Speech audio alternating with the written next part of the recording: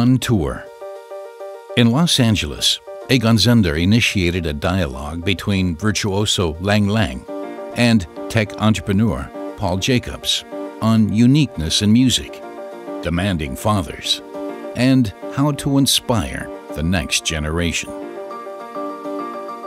I think that, as a pianist, it's very important. If we always thinking about I'm the best, then you are really the worst, because you are not really focused on what you're supposed to be, which is focused on the music making.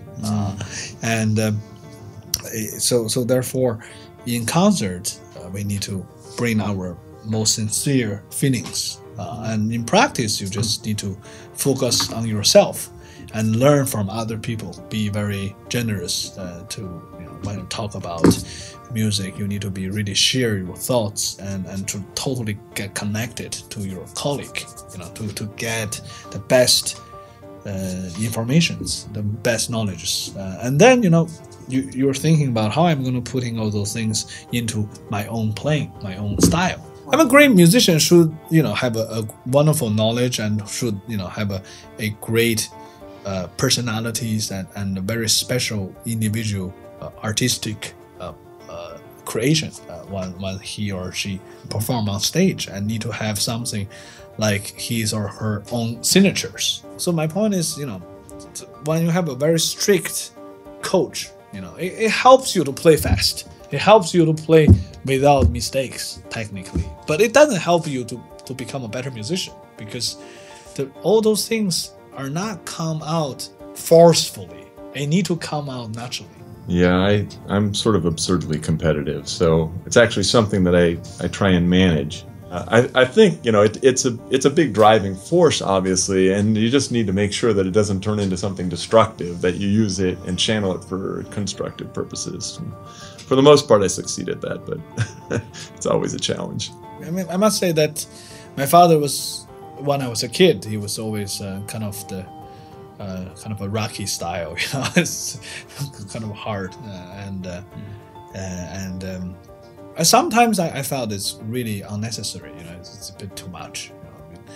I think even my father, if he wasn't that hard, I will still play well. I don't think that helps that much.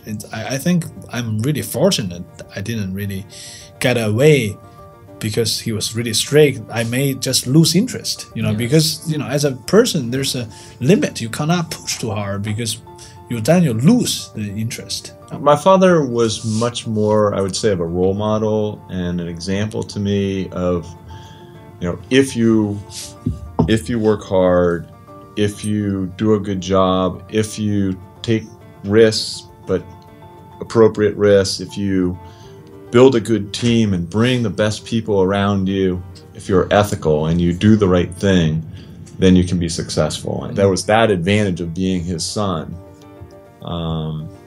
But it wasn't because he pushed, and it was more that he led.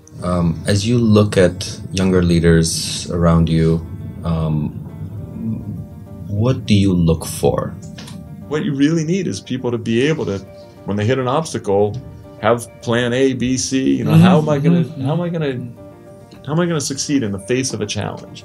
I feel like the only way to grow is to make yourself as uncomfortable as possible.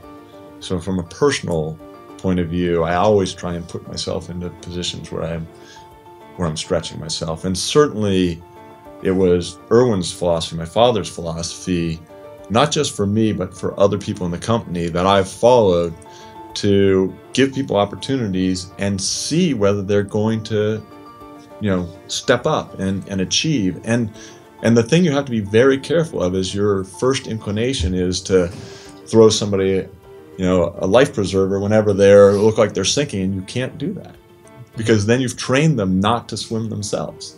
I'm looking for some people who knows music, but also who knows the society somehow, and who's interested in other subjects rather than only music. Yeah. And I think then you will train a kind of a nerd or something. Yes. I came to America first day. I still remember, listened to hip hop for the first time, and everybody's so relaxed about things. Then what are you doing? Why you practice? It's not a big deal, you know. Enjoy life. You know? Do you have a holiday, man? You know, so that's so it's a different mentality, and actually I enjoyed it very much because it still has a lot of pressure, you know, in music, but still the whole thing is just it's kind of more relaxed. I'm giving money to Berkeley right now to build a building that's all design studios and to endow an institute which will, the idea is to bring not just the engineers but interdisciplinary teams together, and to bring artists and art students and designers in with the engineers in design studios so that they can actually build real products. And you know, this was a thing that I learned from working on the internet, wireless internet.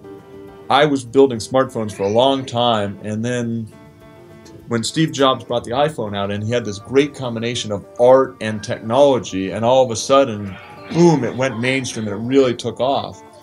I realized that art, it's just critically important that you have art and technology together. One without the other you don't create that emotional engagement. Right.